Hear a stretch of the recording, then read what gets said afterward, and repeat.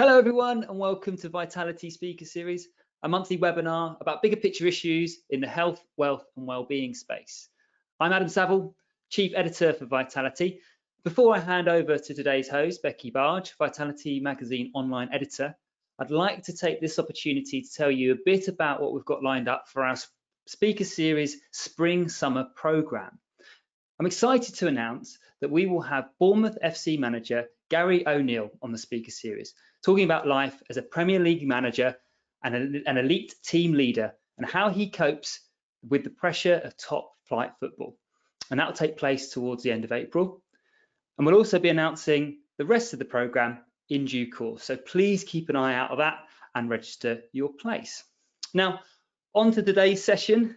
Today's guest, I'm sure you're all aware, is not only a 5-time Paralympian gold medal winner for Britain for her time in the Olympic pool, she's a Vitality ambassador, and she not too long ago appeared on Strictly Come Dancing, where she stole the hearts of the UK public once again with her infectious personality.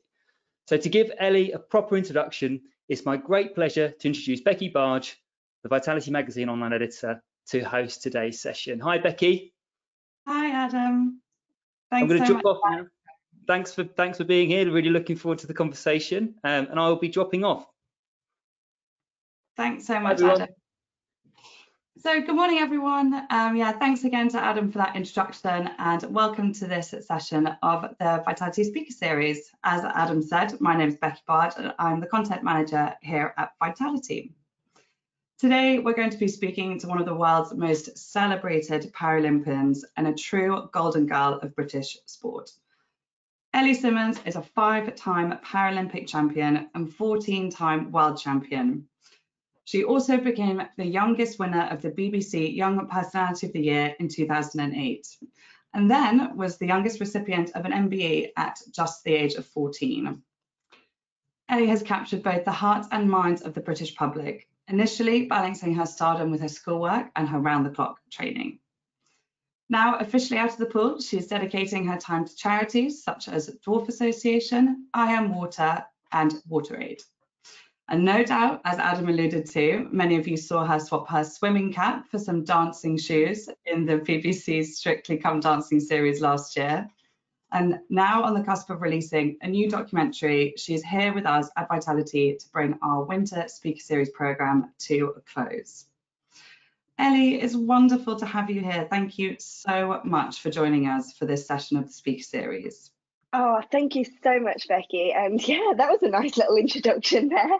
But yeah, thank you ever so much to everyone listening on this Thursday too. We forget sometimes. I'm forgetting at the moment what days it is, but yeah, Thursday morning, and looking forward to chatting for the next hour. Yeah, it's going to be amazing. And I mean, the weather's looking a bit brighter. Well, certainly here in London, so hopefully it is for everybody where you are. But so Ellie and I are going to be chatting for the next 45 minutes, and then we're going to take questions at the end. So please feel free to submit your questions throughout this whole session, and I will put those to Ellie for the last 15 minutes. So Ellie, how have you been? You've finished your Strictly tour now a couple of months ago, but how was the whole experience for you? I think everyone's probably quite desperate to know what you took away from the show and just essentially how it all was. It seemed like such a whirlwind. Yes, no, it was incredible. I think that's a hot topic of conversation at the moment. It seems like everywhere I go at the moment, people are asking what was Strictly like, what was the show like last year, what was tour like. And to be honest, I'm a bit sad it's over now, because again, Strictly was a show that I watched for years and years. You know, when you sit on the sofa every Saturday and Sunday night watching the show, and then the results show on a Sunday, and yeah, to be part of it, it was just the most incredible experience ever. And also I think as well, since retiring from swimming back in Tokyo in 2021, I think for me, for all those years I've done swimming since I made my first world championships way back in 2006 till retiring back in 2021. I think it's always a scary feeling of like, what am I going to do next? So I know I'm good at swimming, I know that's where my talent lies, but it's always also a scary feeling of, yeah, what is it, what's going to happen in my next chapter in a way. That's what we always say as athletes. It's like you've part that chapter of the sport or chapter of your life, and now you're on to the new one. And people are always so shocked and surprised that I've retired at 27. They're like, you've retired at 27? I'm like, yes, I have retired at 27, but with being part of Strictly and other opportunities that have come my way, it's been really, really nice. And also, I think for me, Strictly was also a challenge as well. I love a challenge, and I think throughout my life I've loved those challenges, you know, being an athlete, being a competitor, and it was something way out my comfort zone, you know, like dancing, and especially not just dancing, but learning Latin, learning ballroom. And also as well, a lot of people wondering, how are we going to adapt these dances? How are we going to work it out? Especially with myself, with dwarfism, with achondroplasia, I'm not being able to naturally do it like an average height, like an able-bodied person, a non-disabled person can dance. And people were questioning how me and Nikita going to do it, but we did it. We showed everyone that you can dance, you can do something way out your comfort zone. And it was a learning curve for both of us. Nikita's never danced with a person with dwarfism before, and I've never danced in that type of stance. Yes, maybe I've danced on a Saturday night, you know, at friends' weddings or at discos or going out and partying, but never danced to the extent of Latin and ballroom. But it worked out, and it was the most amazing opportunity and challenge, and I loved my time on the show. And also as well, something so different, because not just learning to dance, but you know, the factor with the hair and the makeup and the costumes, you know, and the fake tan and all that type of stuff was amazing, where I'm used to normally being in a swimming costume, wet hair, smelling of chlorine, you know, not worrying about what I look like, because I'm just normally just thinking about the sport, being in the pool, and again, opening my eyes to a whole different world to that. But it was great, and like you said, being part of the tour this year, again, another amazing opportunity, because we did 32 shows all across the country. We started in Birmingham, did Nottingham, Newcastle, the O2, you know, Belfast, Glasgow. Again, another amazing opportunity, you know, like living that life on a tour bus, waking up thinking, where am I going to be? But now since it's finished, I'm like missing it. But it's great because we've made friends and family for life. Like Nikita is going to be part of my life forever now, and the friendship that I made on the show. But also, I think it was so powerful too, being able to be part of such a show that is watched by 10 million people as well, and that carrying that on for the Paralympic and disability movement, and especially for the dwarfism community.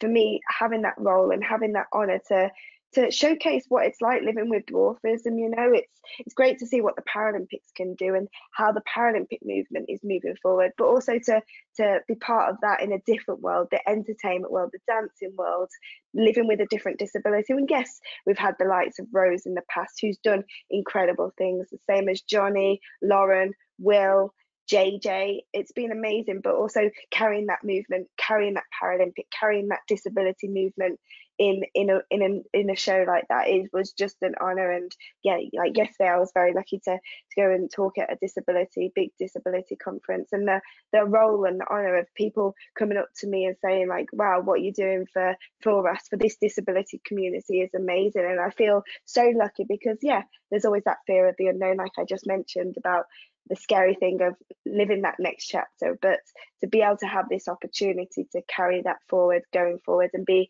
one of those amazing figureheads, is such an honor. Yeah, and I mean, you allude to the fact that, you know, you've no stranger to overcoming those barriers, you know, throughout your career, and then, you know, coming into Strictly, you know, as well in your next chapter. But you know, you were born with dwarfism. You appeared in your first Paralympics at the age of 13. You know, you went on to win 10 medals, 5 of which are gold. You know, you're obviously incredibly talented, and you must have known from quite a young age that you were going to go on to compete. So what was your sort of journey into swimming and sport in general? Yeah, so actually, I think it didn't really click with me that I was probably that good until probably actually going to Beijing. But for me, so my swimming career started when I was 5 years old, but just in general, just learning how to swim.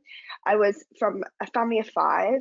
I've got four older siblings. I also was a child that hated being bored. I was never those ones that just sat on the sofa, and I think my mum always wished I was like that, because I think I tired her out, and she always mentions as well, like, she's so happy I was the last one, because I think if I was the first, and then she had the others, I think it would have been a lot harder. But yeah, I was definitely an active child, hated being bored, was never one to sit on the sofa. So after school, or even growing up, like, I always had to be doing something.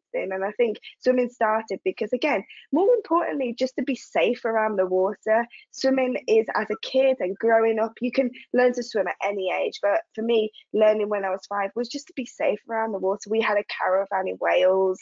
I wanted to be like my older siblings, learning to swim, be able to be keeping up with them, being able to go on the sea in Wales in our caravan, and just to be safe around the water. And when I was a child, it wasn't just swimming that I did, it was loads of other activities, such as ballet, stage school, horse riding. I was filled up all the time after school doing some sort of activity, even like just playing on the trampoline outside, playing on the cul-de-sac with my friends, riding my bike. But for me, swimming, yes, like I said, started just to learn how to swim. But at the time, it wasn't just the learn to swim club. It was also had a competitive side as well. So I learned to swim at Bargh Swimming Club, is based in Birmingham. I learned to swim actually at Windley Leisure Centre, and the coach at the time, Ashley Cox, used to come and talent spot. So used to come to the learn to swim side and used to just notice if there was any swimmers that he thought would progress. And also at the time too, when I was 5, when I was 6, when I was 7, do you know those badges that you used to get, like the 10 meters badge, 20 meters badge? I used to want to get all those types of badges. So it wasn't just like, oh, I learned to swim, be safe around the water, but I was also like, again, had a very, very competitive streak too, and that just wasn't in the water. That just wasn't in just all the other activities that I used to do. It used to be, again, being from a big family, playing games, outside in the garden, playing board games and stuff like that. I just wanted to do well and beat them, beat my siblings. So so it started really from there. Again, Ashley Cox noticed me, talent spotted me, brought me up to the competitive side, and I used to swim for the competitive side of the swimming club. So I would swim not just once a week, twice a week, 3 times a week. And I used to go back and say to my parents, like, oh, Ashley said if I want to be a better swimmer, I have to do more and more sessions. And it was just like, so it naturally progressed where swimming would take over. My other activities that I used to do, such as like dancing, ballet, would get less and less, and swimming would be the activities that I did more and more after school in the evenings. And also, I think it wasn't just learning to swim, the competitive side, being safe around the water, but it was also the friendship that I made too. I used to get there half an hour before the swim session used to start just to play with my friends. I used to be the last ones in the changing room, again, to mess around, to be with my friends. So it's more, the friendship that I built too, and not just because, again, swimming is a time-consuming sport. It's a great sport because of the friendship that I made. So it ended up being that I swam 4 times a week, 5 times a week, and then also with that, as I built up and up in my swimming and got better and better, moved up squads, ended up being swimming for the top squad at the time at Bargh Swimming Club. I used to swim on a Saturday on a competitive side for my swimming club at the Diddy Leagues, like the local galas. And again, they were so much fun. But also not just the funness, the friendships that I made, the laughing. We used to go on the coach trips, to those galas, and I absolutely loved it. Really, really enjoyed it. But also at the time, I was swimming against non-disabled kids, non-disabled athletes, individuals, and at that time I still now have dwarfism, achondroplasia, and I think I wasn't really doing that well. Like, I was racing for my club, getting picked, swimming for them, but it progressed more and more that as I was getting older, as my teammates were getting older, the difference in the length of the water, the difference of me not doing that well became greater and greater. So it was actually Athens 2004, as an 8-9-year-old, I was sitting on that sofa watching the Paralympics, watching the Olympics, you know, like what we all do, sit on that sofa, you know, when the Olympics or Paralympics are on, or Wimbledon's on, you get engrossed into the TV. And for me at the time, yeah, watching Athens 2004, the Paralympics was on the BBC. I hadn't really noticed, or wasn't aware that there was actually disability competition before Athens 2004. I was just, you know, just going about my daily business. I was part of the Dwarf Sports DAA at the time, incredible charity that's for individuals of dwarfism. I started that when I was, joined that when I was a kid, baby. Again, helps create an identity of who you are. Again, I knew I was different. I knew I wasn't the same as everyone else. I knew I had dwarfism, and being part of that charity and growing up with people who are similar to me really, really helps the understanding of, yeah, who you are, especially being different. But again, I wasn't fully aware that there was actually disability competition out there. And I think we were made aware definitely while watching Athens 2004 Paralympics, sitting on that sofa as an 8-9-year-old. And then I remember saying to my mum, oh, how old do you have to be to go to a Paralympics? What do you have to do? Do you have to be really good? And she was like, yeah, you can go at any age. Well, you have to be older than 12, you know. She didn't allude to that, but 12, and you have to just be really good. And I think for me, that's when my dreams started. You know, as a kid, you see these, you want to be like a dentist, or you want to be a doctor, or you want to be like an astronaut, something. That was when I was like, oh my, I want to go to the Paralympics. I want to get a gold medal. And that's when my dream started. And my mum did some research and found December of 2004 the first disability competition that I went to. And I got talent spotted there. The British swimming staff were there, and they go to the juniors, they go to the competitions and look at the sidelines. So I stand on the sidelines and watch the swimming and see who that next generation is coming up. And they saw me swim my first 400 meters, 8 lengths, and I was like, I don't really want to be a distance swimmer. That's what I said to them. They were like, well, I think you might be. But yeah, that's when they picked me to go on the start program, and it all went fast from there. You know, it all went super. It just, yeah, like it just, since getting talent spotted and having that support of the British swimming team and being talent spotted, was just, yeah, it just all happened from there really. And I think that's when I realized going forward that I was all right. And going to my first World Championships in 2006 in Durban in South Africa at the age of 12. I was lucky. Again, it was in December, that meet. And also the qualification times that they did was junior qualification times plus senior. So I made the junior qualification times and went to my first World Championships. It was the first time on and it was funny actually. I said when I retired back in Tokyo, so at my final event in Tokyo I got disqualified, and my first event in 2006 at my first World Championship, my first race, I got disqualified. So me and my coach always laugh, saying like the first race that I ever did at World Championships I got disqualified, and my last ever race I got disqualified. So it was like, oh, it's meant to be, isn't it? But yeah, my first competition was great, and I had experience. I didn't medal, but yeah, experienced what it was like to compete on a world stage. And then 2 years later, went to my first games in Beijing in 2008 at the age of 13, never thinking I'd get 2 gold medals. It was a massive shock for not just myself, not just my coach Billy Pye, but for the Paralympic team as well, because we were just going to Beijing for the experience, you know. We knew London 2012 was such a big games, it was going to be great games for the Paralympians, and especially a home games too, a games like no other. That we were preparing. I was going to be 17 for London, preparing for those games to hopefully be on the podium, but never thinking Beijing I would get those 2 gold medals. And in a way, maybe put a bit more pressure going into London 2012, but especially the home games, the most incredible games of my life. And I've actually got a medal with me. So normally I don't have a medal with me, because I normally keep them at my parents' house. But luckily I had them with me so here it is, London 2012 gold medal. It's That's so wonderful, Ellie. It's so amazing. It's such serendipity that you have it with you as well for all of us to see. Yeah, it's, again, like I said, I normally keep it at my parents' house with other things, other achievements such as like my MBE and OBE and my gold blue Peter badge. But I was visiting the school on Monday, and I tried to, when I go to schools, bring them my medals with me. Again, kids love to see their medals, and it's great to go and talk to children and to hopefully inspire them, not just to be the next Olympian or Paralympian or get into sport, but just to, they can achieve anything. So yeah, very lucky. I had my medal with me, and they're my most prized possessions. And it's funny actually, after when you get the gold medal, you get a medal of some colour. When you're at the Paralympics or World Championships, especially at Paralympics, the night of it, I normally sleep under my pillow with it. And just again, it's my most prized possession. It's what you've worked all these hours, all this time for.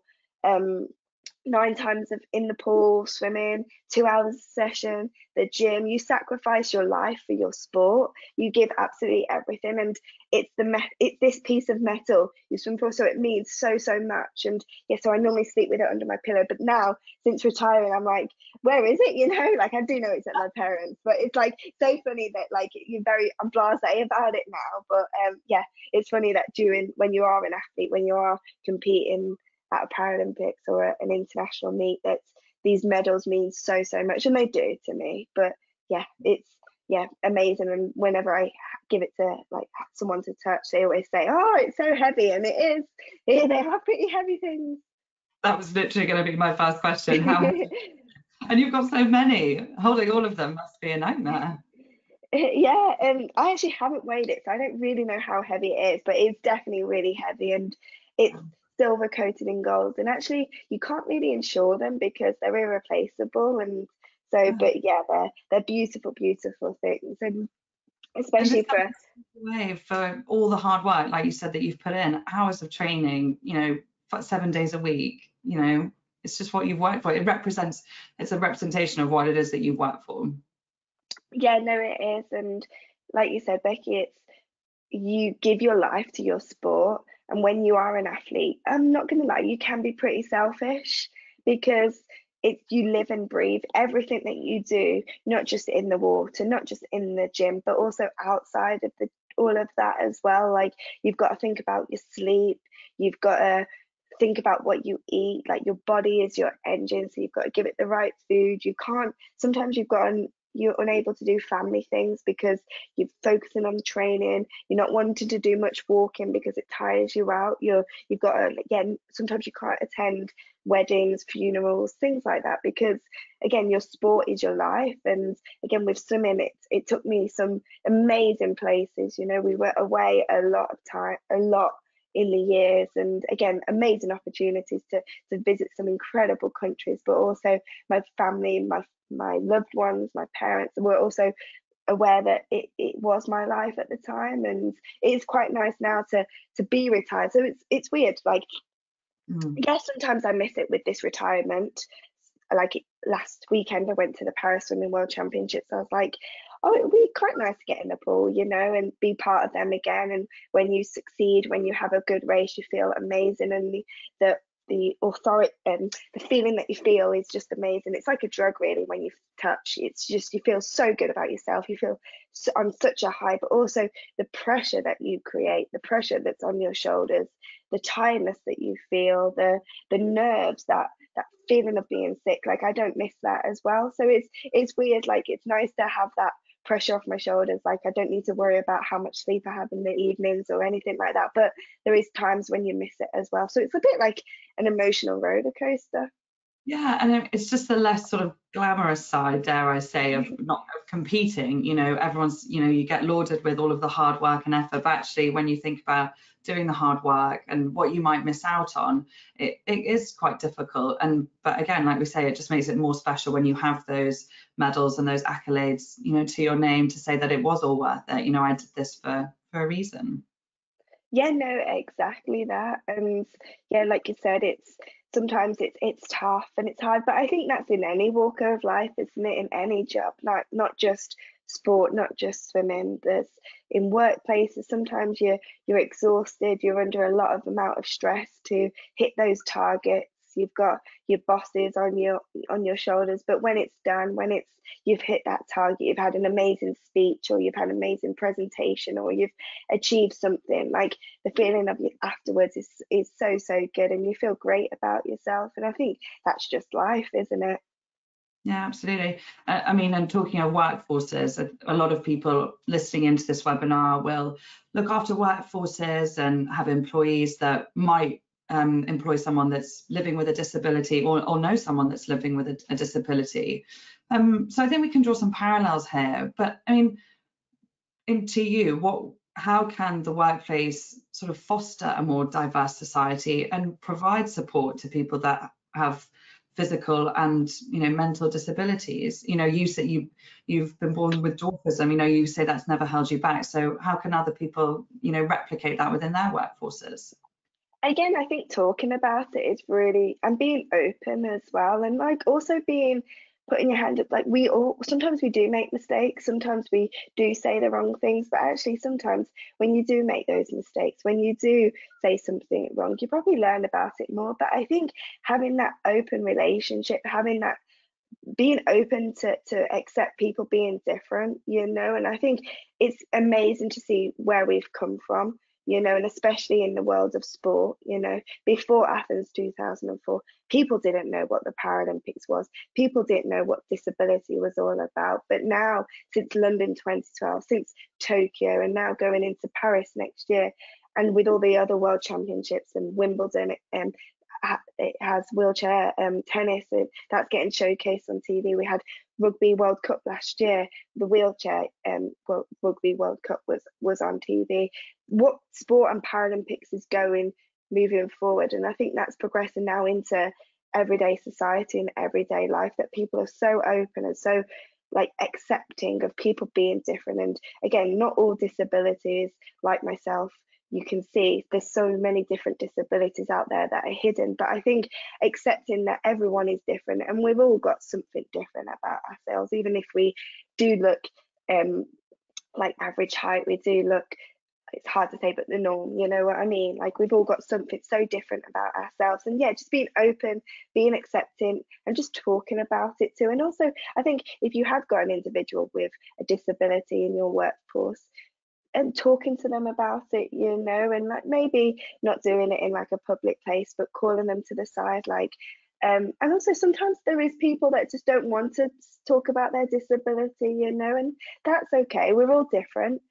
Some people like to be talking about it, some people don't, but just be accepting of that as well, and just make sure your workplace is open to all different disabilities, and also don't make it too obvious. And I think for me and myself and my disability with dwarfism, I just like it when I just can try and fit into everyone else. And when people I remember actually going to my first secondary school, and again I had to go a bit earlier. The person wanted just to make sure that my school was okay and accept helpful, have stalls, places and stuff. And I remember just being so embarrassed to go a bit earlier, because again I just wanted to fit in with everyone else and just be part of it. Yeah, they gave me a different stall, but I just wanted I can try and fit in, not fit in I'm more than happy. I've got stalls around my house here. I've got a car with pedal extensions, but majority of the time I can adapt myself. I can again, if towels are on high up at a hotel, I climb and stuff. So I think, to be honest, I've grown up so much with trying to just do things, I'm very much like that. But sometimes there is people like myself who just want to carry on, just they do it because they've already known, they've adapted to it already. So I think just being open to so many different people and just talking about it. But yeah, I think that's very much, and just being accepted and being that was just what I was going to say, fostering that acceptance into society. I think that's something that we can all take away, and just that kindness towards one another, and a sense of wanting to understand. I think that's so important. It's just everybody wants to be heard in a way and understood, and I think that's something that everyone can foster, and I think that's great advice. Yeah, no, exactly that, definitely. And so sort of on that topic, you did a documentary a couple of years ago about children with dwarfism that were taking medication to try and grow taller, and you're sort of on the cusp of about to do a new one. So I mean, could you tell us a little bit about that? You know, what should we expect from the next documentary? Yeah, so again, last year I had an amazing opportunity of doing a documentary with the BBC called A World Without Dwarfism, and it's still on iPlayer, so not plugging it there, you know, you can watch it, but it was an amazing opportunity, and like you mentioned, it's about a drug, vosoritide by Biomarin. I looked at the fors and against the drug, very much in the dwarfism community at the start. And especially even now, there's a lot of people that are against the drug. We feel like, why do we need to change ourselves? You know, it's very new over here in Britain. It's on trial with the NHS, and in America, it's actually been passed last year, or the year before, no, last year actually, by the FDA. And I went over to America and I met a family who their son, who has dwarfism, is on the drug, and they inject themselves every single day. So the drug is from 0 to when you stop growing, and again, that's different between men and women. And the drug they inject themselves every single day goes to the proteins in the body, and it means that the individual with dwarfism just grows a bit taller. But also Biomarin also stating that it helps with other things with dwarfism, such as bowing of the legs, back problems, head problems, all that other stuff. But actually, they're not measuring it; they're just measuring the tallness. And again, I think it's changing what you look like to fit into society.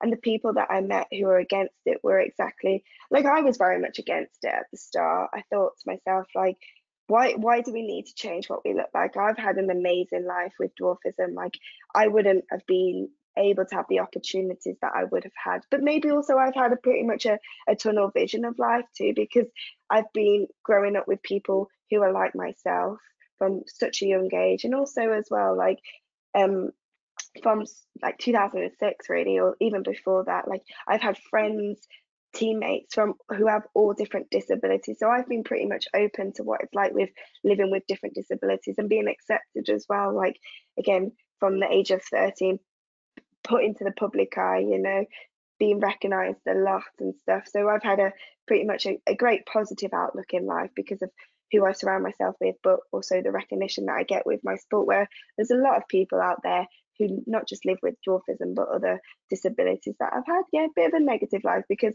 again, they've been viewed differently in society, name calling, all that type of stuff. So I met so many people from all different walks of life who live with dwarfism, and interviewed them and chatted to them, and again spoke to them why are they on the drug, or why aren't they on the drug. And I think to come to the conclusion that this drug is always going to be there, and especially now it's over here in Britain, and it'll probably be passed over here, but again, still unknown about whether it is going to be passed over here.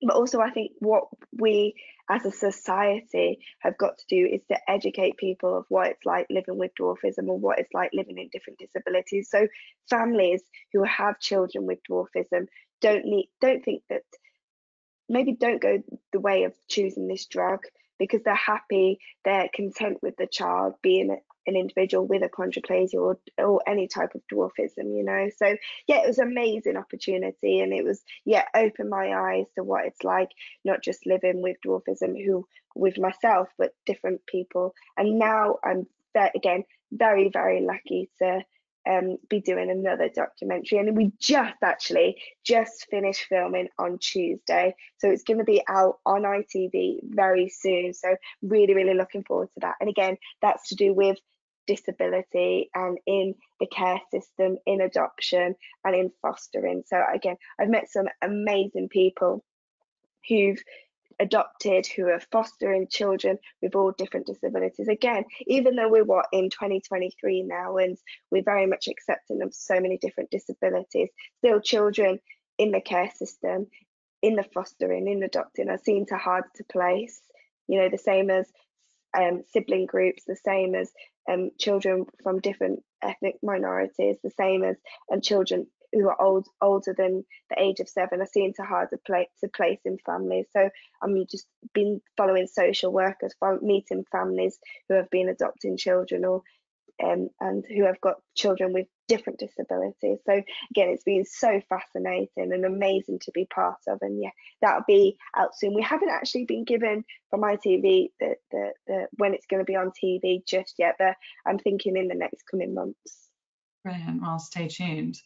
But I guess those going around and meeting all those people, like, they must have some inspiring stories to tell. I mean, and it's all about the education, isn't it, within families with children that are born with dwarfism. It's just that education piece around learning. It's not a fear of the unknown. You know, you are a shining example of what a wonderful life you've had and how much you've gone on to achieve. And when you were born with dwarfism, you know, it's just giving those people that insight and just another side to the story for their children. Yeah, no, exactly. Like, we were actually looking at some information pamphlets back in the 80s, the 90s, of what parents were getting given when a children has a type of dwarfism or a type of different disabilities, and the pamphlets that they were getting when they found out their child had the disability was scary. Like, the wordings that they use, and like people with dwarfism, they get told that they're gonna, like, their child's gonna only probably go in the circus, and they're not gonna be like have a proper job, and they're gonna be seen as stupid and silly. And I think like it's getting better and better. Well, it is so much better. Sorry, it's not better and better. It's so much better than what it was like in the 80s and 90s. But yes, it's still educating parents of who find out their child's not just got dwarfism but different disabilities, that there's some amazing support out there. There's some amazing charities, of not just dwarfism charities but cerebral palsy charities, you know, cystic fibrosis and muscular dystrophy, MS. There's some amazing charities that are there to support new parents, and it's not scary. Yes, it's going to be scary. I think we all have this idea, you know, we're going to birth given a child that's going to be, you know, picture perfect, you know, someone that we can post on Instagram or social media that our child is born, it's a girl or it's a boy, and they look amazing. But yeah, it's not always like that. And you know, we've got to celebrate children and babies of all different disabilities. And yes, it's sometimes it's scary, you know, but there's some amazing support out there, and your child's gonna have a fulfilled, happy life no matter what. Yeah, absolutely. Absolutely. And we've had some really good questions coming in as well. So please, everybody, do, if you've got some questions for Ellie at the end of this session, please do submit those, and I'll do my best to get around to them. But Ellie, we've talked about a little bit about what you've been doing post, you know, competing. You've done Strictly, you've done your documentaries. You know, when you were training, you said in the documentary as well that you always use your body as a tool to achieve what you wanted, that you have to fuel it properly, and you didn't see it necessarily as a disability. But what's your relationship like with sport and exercise now? You know, I mean, I think we probably want to know, do you still swim as well? Yeah, I get asked this question quite a lot, actually. Do you still swim? And I think like I actually haven't touched the water for some time now, probably since before Strictly last year. Again, I think it's like, I love the sport, I love swimming, but I think because I've done it for so many years, I think in a way, like last year, when I probably should go in for a little swim now, actually, just to see if it's changed. But I think like last year, I just got in, swam for probably 15 minutes, loved it, but I just got really bored of it. I think because, again, I've got no coach, got no purpose with it. I've just swim up and down. I don't know what to do. I haven't got a session. And again, it's amazing for my mental health. It was last year, just swimming up and down. But I think now I'm trying out new things again. I've just done dancing. I go to the gym a lot. And also I think it's that motivation too. And I think that's the motivation to stay active. Like, I love going to the gym, but now I think swimming, it's on my own, where I think motivation and I'm finding is doing it in classes, going to the gym, being with other people, you know, going in a group class, like either HIIT, going for a walk, or doing a boot camp class. Like, I love staying active. The feeling that you do when you go to the gym or do some sort of activity, even like the week before, me and Nikita, my dance partner, and Carlos went for a game of badminton, and we loved it. We had a great time. But I think for me, it's like trying all these different activities, different sports where normally I would never have got to do when I was a swimmer. But now it's just trying to find that different motivation, trying to stay fit. And I love it. Like, I'm gonna go to the gym this afternoon. Normally I go in the morning, but I needed a lie in this morning. But I went to the gym last night, and go to the gym this afternoon, because you feel amazing. You feel great about your sport, and even like great about yourself. And even when I can't be bothered to go, like that's what I was like last night. I was like, I can't be bothered. I could easily just sit on the sofa. But once you're there, you feel so good about yourself, and it's one of those things that you never regret doing sport. But I keep active. Well, I try to keep active as much as I can, but in different ways other than sport. And maybe I'll go for a swim in a couple of weeks. Maybe get my hat and goggles out. It was funny actually. Last weekend, Friday, Saturday, and Sunday, I went and commentated on the British Paraswimming World Series and World Series of Paralympics, and I brought my costume and hat and goggles there just in case I felt motivated to go for a swim. I didn't have any time, but I thought I'll take them just in case. I'm seeing all my ex-teammates, and all these Paralympians swimming as fast as they can. I think maybe I might go for a little swim, but I didn't. But I think it's motivated me to get back in the pool for a bit. I find that quite amusing that you spend so much time in the pool for such time. Well, maybe that's the reason why you probably don't want to get back in now. Like you say, you've got to have a purpose, but that you, just in case, I've packed my cat goggles and swimming costume. You just never know when the moment might take over. Yeah, I know, exactly. I thought, I'll do just in case I see them. But I thought about it, but I just didn't have time. We were commentating all day from all the heats and all the finals, so I just didn't have time. But maybe I should have made some time. Yeah, sometime soon. But you've talked as well about doing other sports. I mean, I don't blame you for wanting to go off and do other things after doing swimming for such a long time. So you say badminton, you're dancing as well. But I mean, what does a kind of typical week in terms of exercise look like for you, and what makes sure that makes you get out the door? What is a really good practical tip that you use to maybe help our listeners as well to make sure that they're staying active and staying fit? What are your top tips really? So now into this next chapter of life, when I was an athlete, I had very much a routine.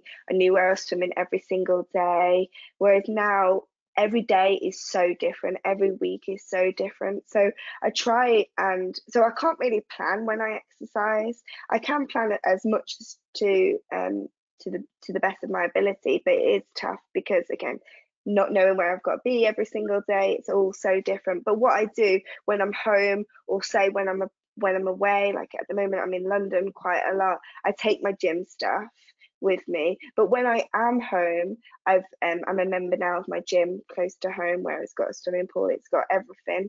Even though I haven't swam, I could swim, but it's got everything I need. But what I do to motivate myself is normally I would gym in the morning. Again, I would pack my bag or lay out my gym clothes the night before and pack my bag and set that alarm in the morning. So then as soon as the alarm goes off, you're straight to the gym, and you've got no excuses really, because like I said, last night I went to the gym in the evening, but I went with my other half, so that, again, someone to go with, someone to motivate you. And also when I do go to the gym in the mornings, I've made friends with people that are in the same class as me, and they always message me like, are you going to the gym this morning? And I say yes. And again, going with someone, having that purpose to go with, because also I don't want to let them down, because it's also a social aspect now as well. I go to the gym, I go to my classes, not just to get a good hour's workout in, or a 45-minute or a 30-minute workout, but also the social side too. And I think going with a friend is really, really good to do with, or even your other half, go with them, or go with friends is really, really good, because it makes it fun then as well. And also you're not wanting to let them down, but also planning to the end. Like, I can't plan, yes, but planning when I can fit my gym sessions, that I try to as much as I can. But definitely going in the morning for me is the biggest motivator, because if you try and go in the afternoon, it is tougher, because again, life gets in your way. You've got to answer emails, you've got to make calls. The motivation decreases, you know, because you could easily just sit on the sofa. Whereas if you set your alarm, lay your gym kit out, and then as soon as your alarm goes, you're out of the door and you're there, and you feel then so good about yourself throughout the day because you've done the exercise, it's got out of the way, and you're ready to tackle the day. Yeah, and you don't have to make up all those excuses throughout the day for why you don't necessarily want to go in the evening, because I think I could probably muster a couple this morning before I attempt to go and do some form of exercise later. Yeah, and also you don't need to join a gym. Like I have, and again, that's something that I've done. But also, it's not just, you can do some amazing things at home, and we did that, didn't we? In lockdown, we realised that actually we can adapt, and there's some amazing things out there, such as stuff online, you know, Joe Wick's classes, stuff that you find like during lockdown, COVID, way back in 2020. I did yoga stuff on my laptop, going for a walk, going for a bike ride, going for a run, walking the dog, or even like I borrowed my family's dog. I don't have a dog yet. I want to in the future. That is my plan. But at the moment, just don't have time for a dog, and I'd love one definitely. But we borrow our family members' dogs and take them for a walk. You know, even something like that, just to get out and about and do things. It doesn't need to be classes. It doesn't need to be money type thing or joining a gym. There's so many free sports and free exercises to do. Yeah, absolutely. Well, Ellie, I could keep asking you questions forever, but I feel like I should ask some other people's questions on their behalf, even though I would selfishly carry on. But so we've got a really good question that's well, actually quite a few that have come in, but this one's come in and someone's asked, what are some of the practical things that organizations can do to make life easier and more accessible in the workplace? I'm assuming that's for people with disabilities as well. Yeah, so the likes of, I know it's really, really tough, but such as like lowering the lift button, lowering the light button, lowering the doors, and that's not just for people of my type of disability, but also helps with people with like wheelchairs, because yeah, it's really important. And again, they have that access and they can go in and out and use the lifts and use doors and light switches like everyone else. Such as making sure there's toilets accessible. You know, even though most offices have accessible toilets, it's really important that you have toilets there for people.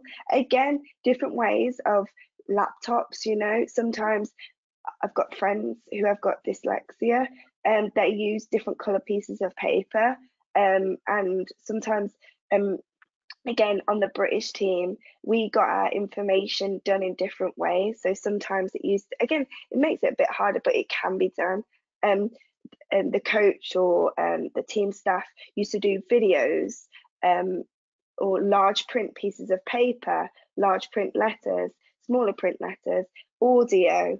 Again, that helps for so many different disabilities because we gain information in so many different ways. So it's just sometimes things like that. And like, even like, I'm sure you've noticed, going back to the toilets, sometimes you go to leisure centres and toilets for individuals of different disabilities or wheelchair users, for them to use the toilets are locked. They have to go to reception to have access to get a certain key for the toilet. And again, using the toilet should be for all, like everyone, that's something that everyone does, and everyone should have an access to a toilet. But something like that, for them to go to reception, wait for someone that has a certain key to go to the toilet, again, it's something so simple. Like, toilets should be open, should be used for anyone, you know, with different disabilities. But I think more just the fact of just talking about it, like speaking to your person that you employ who has a disability, what will make life easier for them, and change your office, change your workspace, and just being open to that change. Yeah, I think that's definitely it, isn't it? It's also ask that person, or what would help them essentially. But we've had a lovely question come in as well. Somebody has described you as such a positive and sunny person, Ellie. But they say, but what a bad day in the office look like, and what steps do you take to change that? Again, you see this side of me, the happy Ellie, but actually it's surprising. Like, I have some really, really good days, but then I have the low days as well. And I'm very much like my other half will probably say, and family, that I'm like an emotional roller coaster. I have days when I'm really, really high, and then days when I'm very, very low. And it's okay. Like, some days you have those days, you wake up and you feel awful about yourself. You feel, again, lonely sometimes, and it's hard. I think, especially being in the spotlight, you put your best face on in a way sometimes, don't you?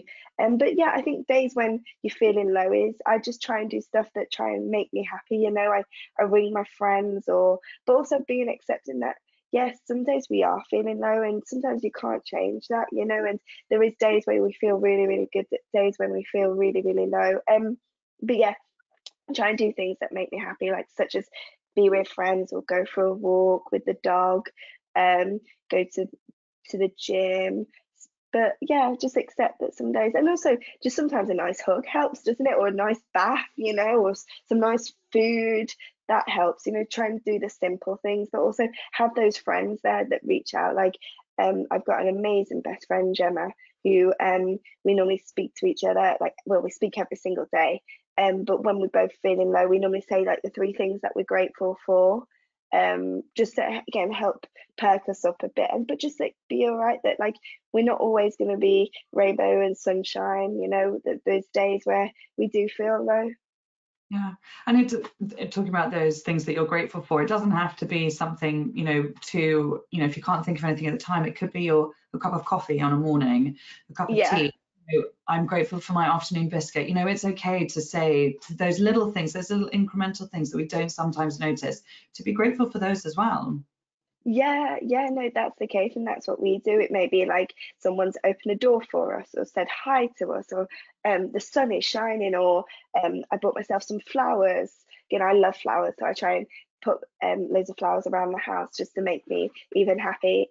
Again, like you say, I can see your plant in the back. My plants, I've got loads in my house as well. Just those little things, just to again buy myself another plant.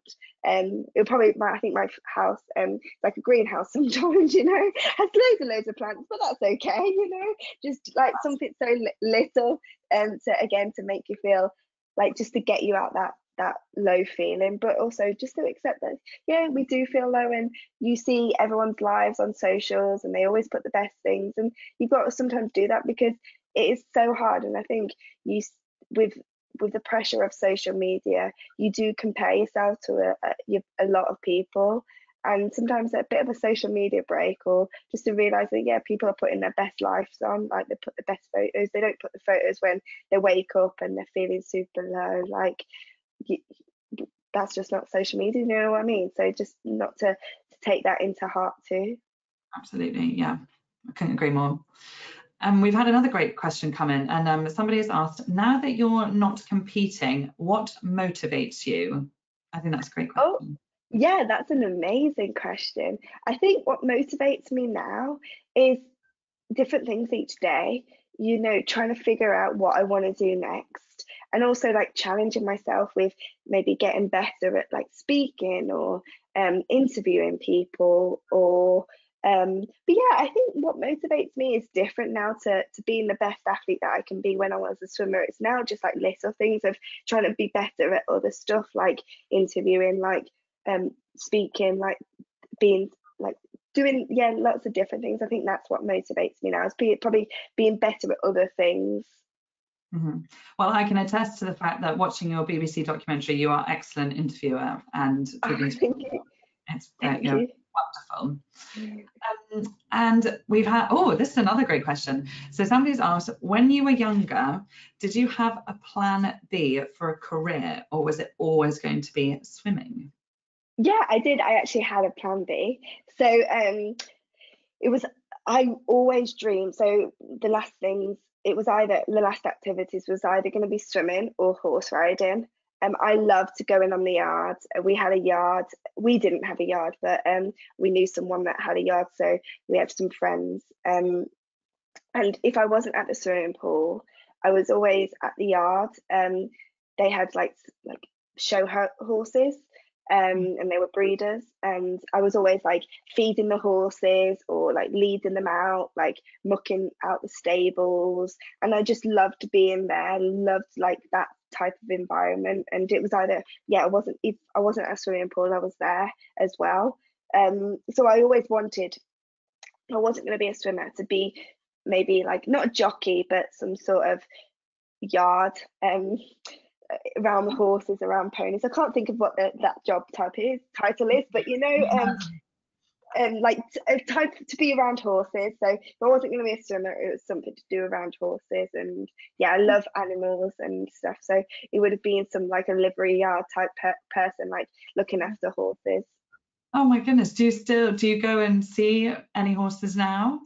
No, I don't actually, which I probably should, because again, it's something I absolutely love to doing, but it's something I probably shouldn't go back to and try out what it's like horse riding, because I used to love horse riding as well. But yeah, so actually might do that this year. That's might be my aim. A job, well, not a job, but a hobby to get back into, being around horses. Yeah, I mean, it's great exercise, isn't it, as well? And so that's a great idea. So speaking of your future plans, horse riding's next. Yeah, horse riding now on the list. And then obviously the Paralympics are coming up as well. So will you be commentating there? Are you planning on going to that? Yeah, I'd love to. Again, I was very, very lucky last year to go to Paris and to do some scouting out on venues and stuff with Channel 14. So I really hope that next year I can somehow go to the Paralympics. I saw actually the Olympics was 500 days to go, I think the start of the week or last week, some way, and the Paralympics and the Olympics will be here before we know it. And especially, it is only in Paris, you know, it's not far away for us. So I really, really hope that somehow I am part of it. But if I'm not part of the TV coverage, I'll definitely get tickets, or definitely swim over the channel and watch the sports in some capacity. Make sure that you're there. Yeah, brilliant. We've had some lovely comments come in as well, Ellie, to say just thank you so much for your time, and you're a true inspiration and a great motivator, and I can attest to that. It's been wonderful having you on the Vitality Speaker Series, so thank you ever so much. I mean, I don't think we've got any more questions coming through, so yeah, I think we can probably end it there, but thank you so much. Oh, thank you everyone for listening in, and thank you ever so much, Becky, too. It's been a great chat, and it's again gone very fast. You always think like chatting for 45 minutes, oh, that's such a long time. Like, how can I talk for 45 minutes? But yeah, it always it's gone really, really fast. So it's been great chatting away. So thank you ever so much to you. I think you've been a huge motivator to everyone that's listening. So yeah, thanks again. And thank you to everybody that's tuned in for this webinar. And if you would like to watch Ellie back and watch our interview once again, we'll be hosting this on the Vitality's YouTube channel in the coming days. So do keep an eye out for it and watch that back. But yeah, thank you again, Ellie. It's been wonderful talking to you. Thank you very much, Becky. And thank you to everyone at Vitality. Very proud ambassador. We love having you. Alrighty, take care everyone. Thanks so much. Bye.